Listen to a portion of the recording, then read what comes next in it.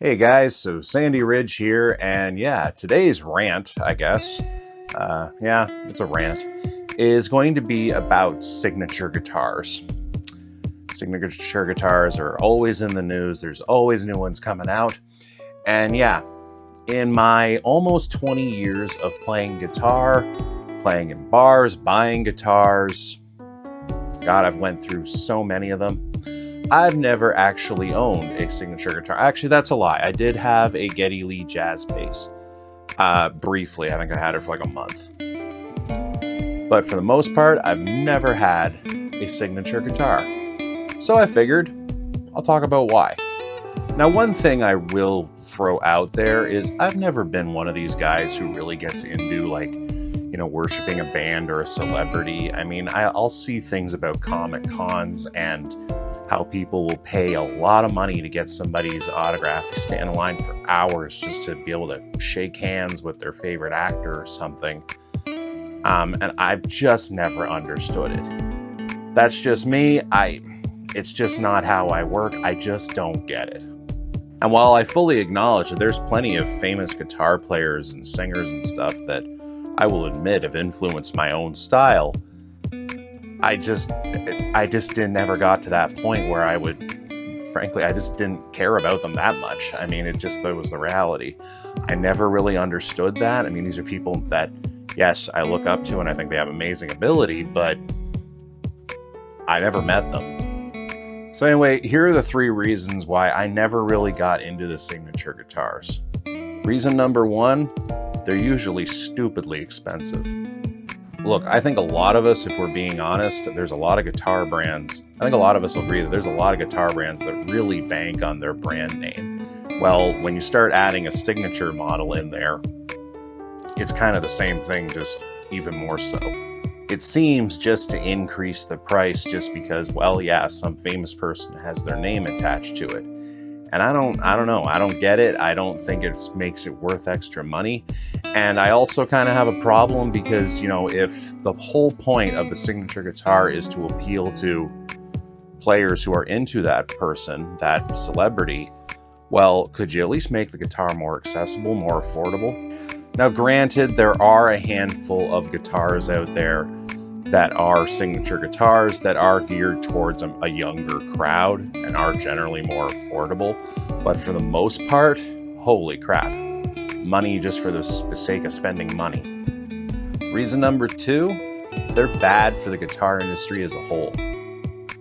So look, a common complaint you'll hear about companies like Fender and Gibson is that a lot of their guitars, they really don't switch around the designs that much.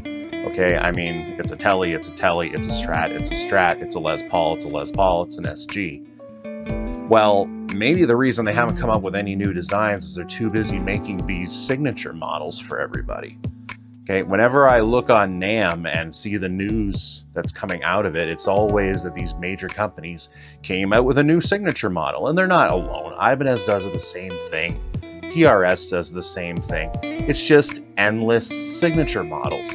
Maybe if you actually took the money and the research and the development, and instead of making a signature model for some celebrity making a guitar that frankly nobody can afford, you could actually come up with some different designs that might attract some new customers.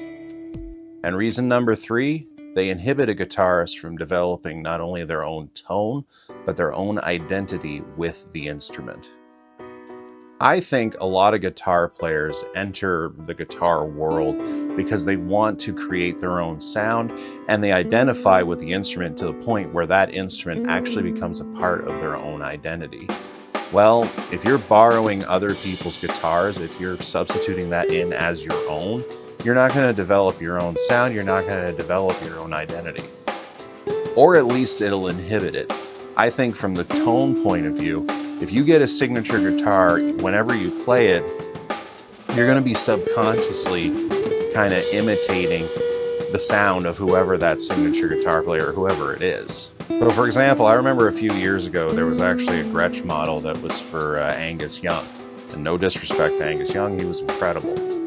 But other than playing AC/DC stuff, wasn't good for much else.